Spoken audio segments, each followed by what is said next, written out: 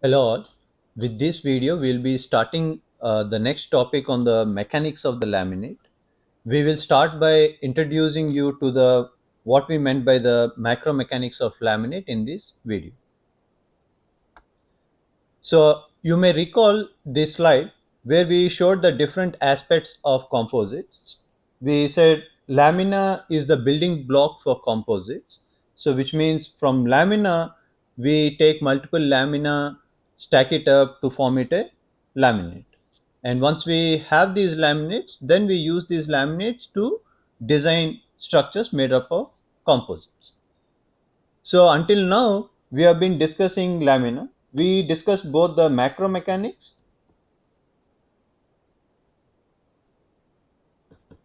where we discussed what is the effective properties of the lamina, what are the stress strain relations in a lamina, as well as we have also looked at what is the different failure criteria one can apply for lamina failure. And recently we have been looking at micromechanics as well. Especially in the last few videos we have seen using micromechanics how we were able to predict the stiffness or the strength of a lamina once we know the properties of the constituent materials, which are the fiber and the matrix. From this video or from now on we'll be moving into laminate, where we'll be essentially asking a very fundamental question: uh, how laminate responds to loads. So essentially we want to know what are the stress strain relations we can apply for a laminate, and then how we can use these stress strain relations to bring us the relation between the applied loads and the deformations, or the other way around where we apply the deformations on the laminate and then we want to find out what are the resultant loads in the laminate. This is what we'll be discussing when we mention we are talking about the macro mechanics of laminate.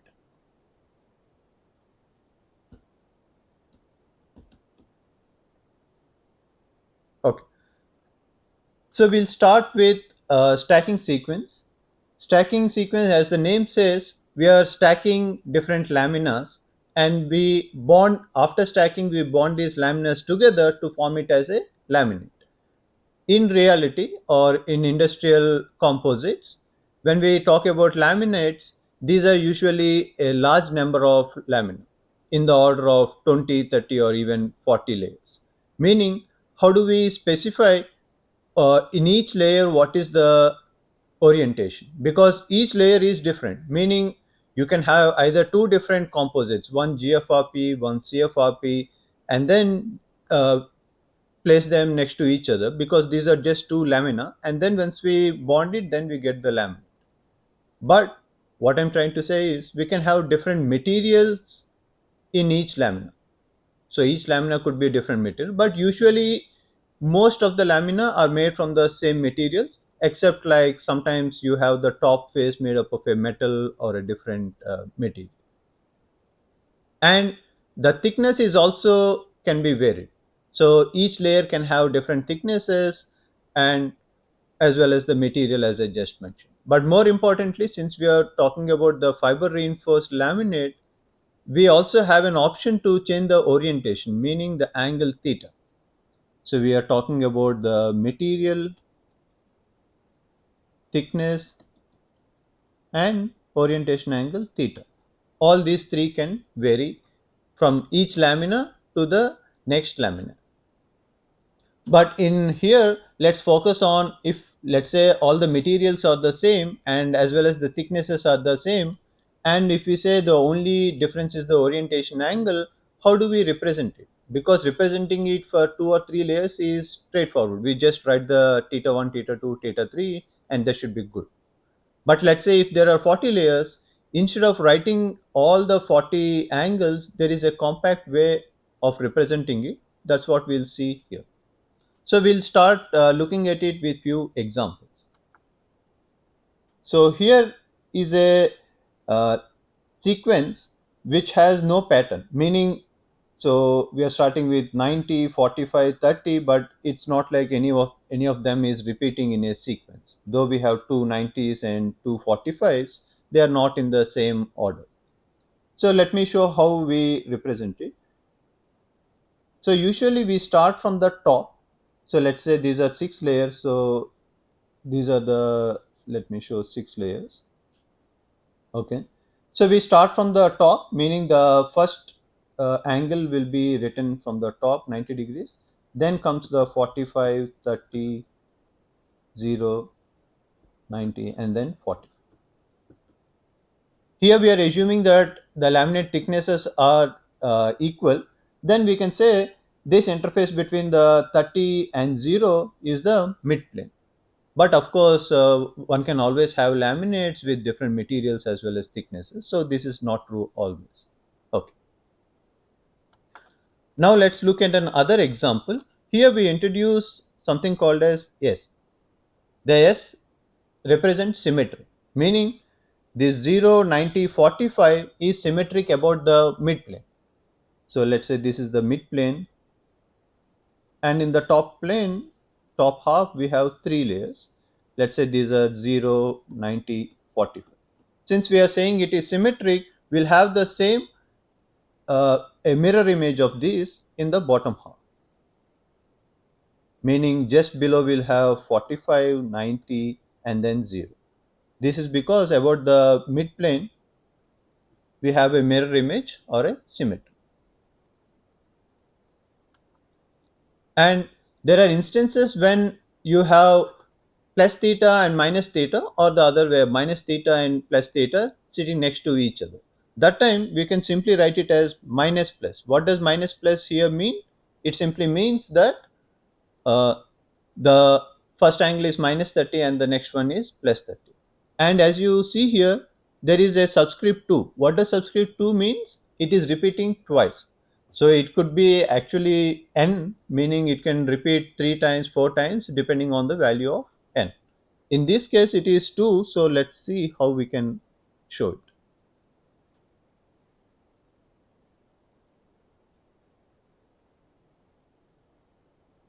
So it says 0 minus 30. So 0 minus 30 degrees plus 30 degrees. And then it is repeating twice. It's unlike the previous example, it's not a symmetry or the mirror image, but it is repeating twice, meaning the same sequence will be followed one more time. So which means 0, minus 30 and plus 30. Okay. So here too, I think we already know these symbols. Plus minus meaning it will be plus 45 followed by minus 45. 0 2 meaning the 0 layer UD lamina is repeated twice, and S represents symmetry. So let's show all of it. So since it is symmetric, we can have the midplane, and in each half, how many layers will we have? Plus minus will bring 2, 0 2 will is 2, and then 1 5.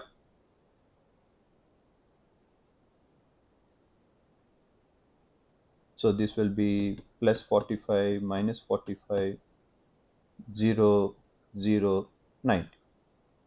And then since it is symmetric,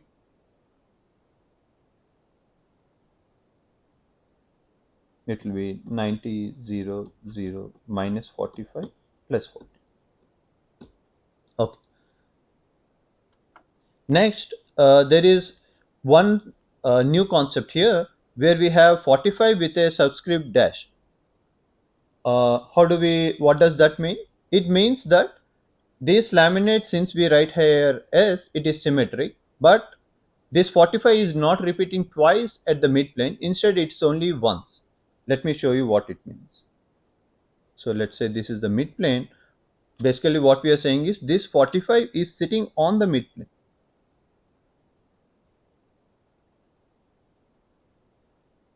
So this is the 45-degree layer, and the rest all are the usual notations. 0, 90 repeating twice. So essentially there are 4 layers. 0, 90, 0, 90. Same thing at the bottom. But we need to remember the symmetry, so it should be 90 0 90 0. Lastly, again we have this uh, 90 with a superscript dash. So we say that at the mid plane we have this one single layer with an orientation of 90 degrees. And then we have these four layers: 0, minus 45, plus 45, 0.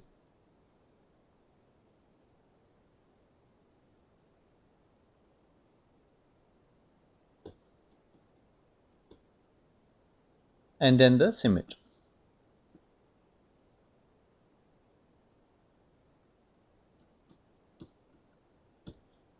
Okay. So as you can see, even though the layers are close to 10, we are able to write it in a compact fashion, because now we are able to invoke these representations like S standing for symmetry, and bracket, and with a subscript of N standing for number of times it is repeating. And if plus angle and the minus angle are next to each other, we are simply writing it as minus plus. And lastly, the orientation angle with a dash at the top says that it is on the midplane.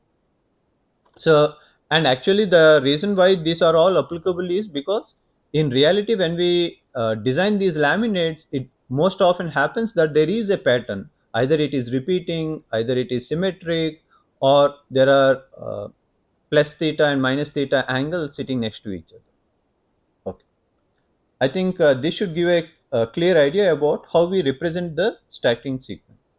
Now let's look at why lamination is required.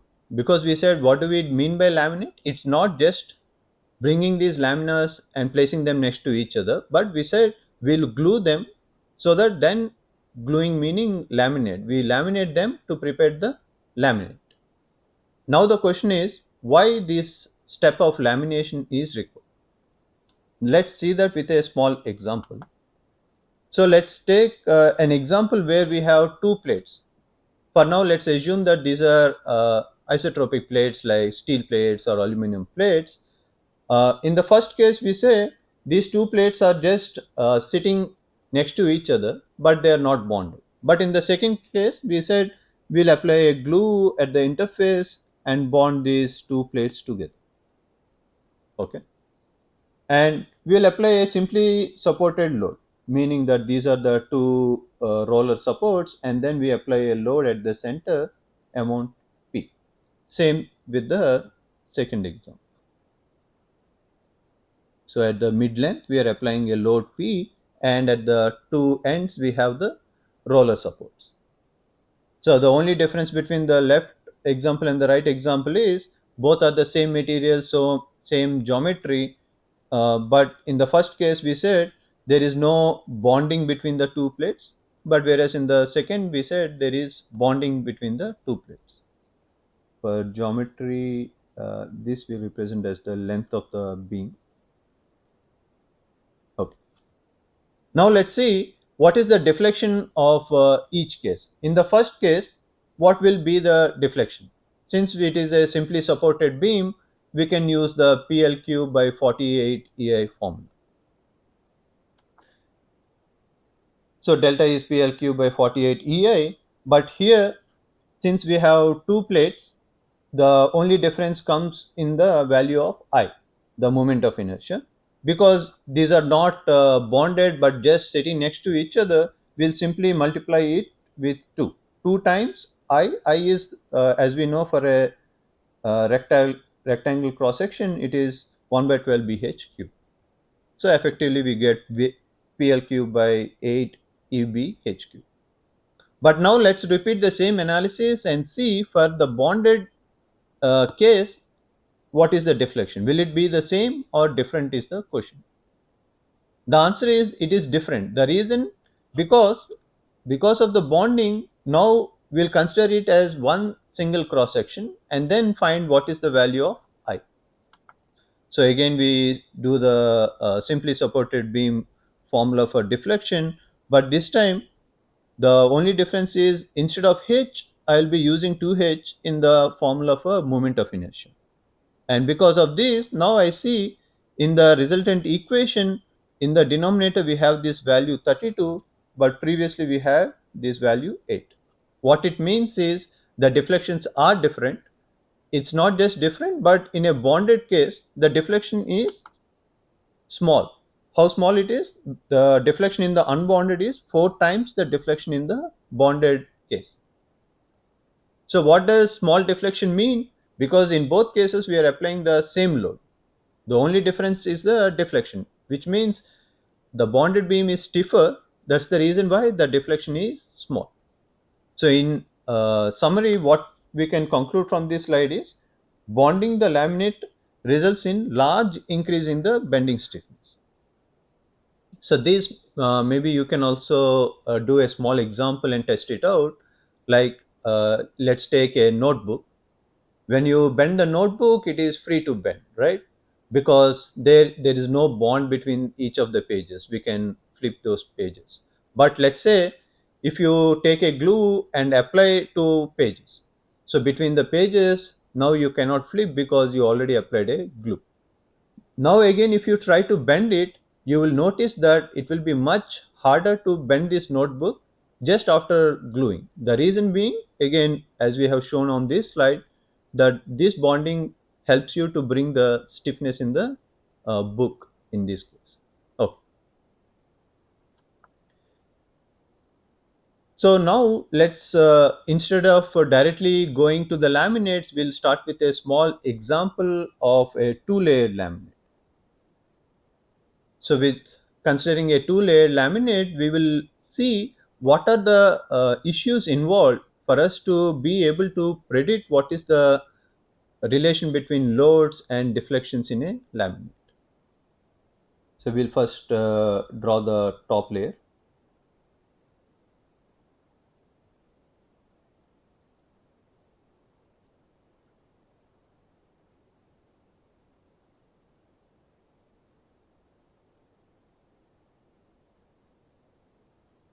And also show the fibers. So let's say this, in this case the fibers are on 0 direction, meaning this is our x direction. Now let's show the bottom layer.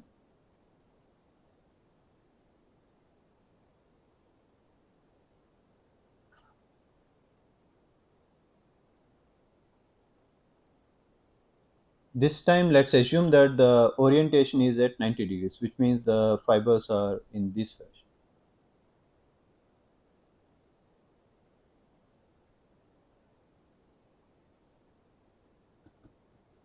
Okay.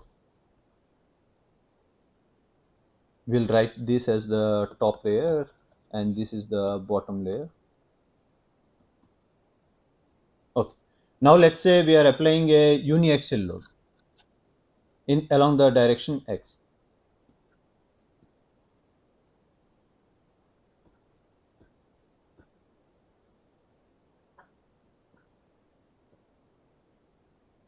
Okay. So though I have shown it in two different, these are separated layers, but in reality what we are showing is a laminate where both of them are glued together and apply a load sigma x. When we apply a load sigma x, will both these layers take the same load? The answer is no, because we know that in the top layer, since the fibers are aligned along the loading direction, meaning they are stiffer in the top layer compared to the bottom layer where the fibers are perpendicular to the loading direction, we know that the applied load will be distributed in the top layer and in the bottom layer. Usually the top layer stresses are high because the fibers are taking most of the load. But what is the geometry we assume? Or in other words, how will this deform?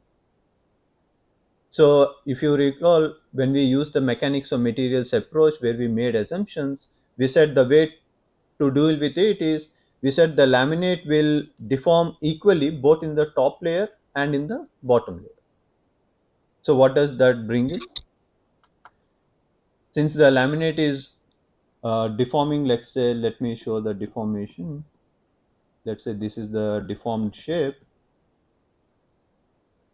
We want even the bottom layer should also deform by the same amount.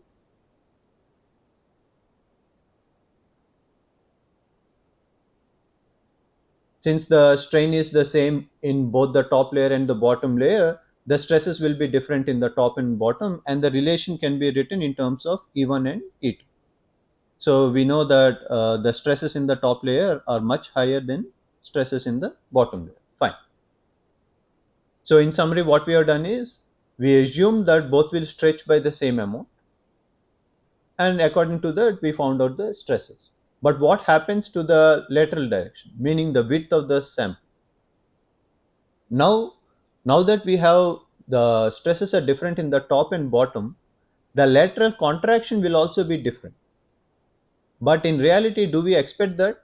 Let's say if I take a sheet of paper or a plate and pull it, we expect that the contraction will be the same whether it is top plate or bottom plate.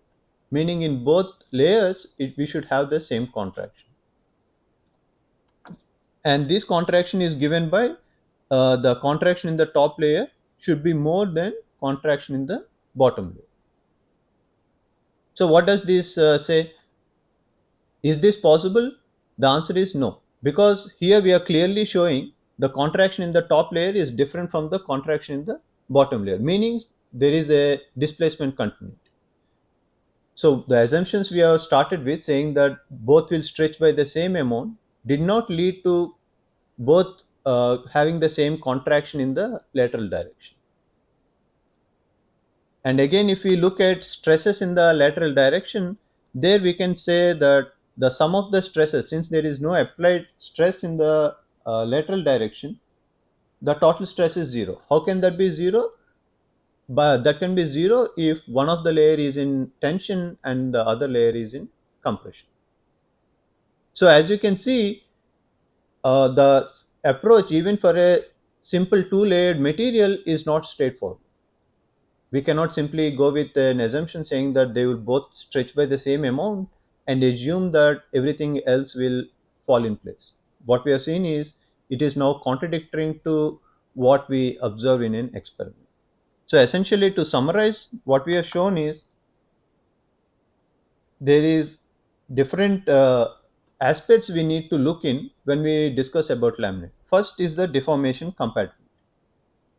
In this example, the deformation compatibility is when we stretch, we said both layers will stretch by the same amount in the loading direction. But what is the contradiction we have seen?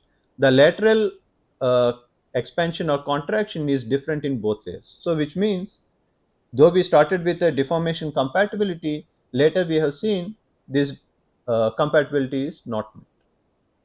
We also invoke the stress strain relations. So for example, these relations what we are shown here is possible because now we know what is the relation between the stress and strain.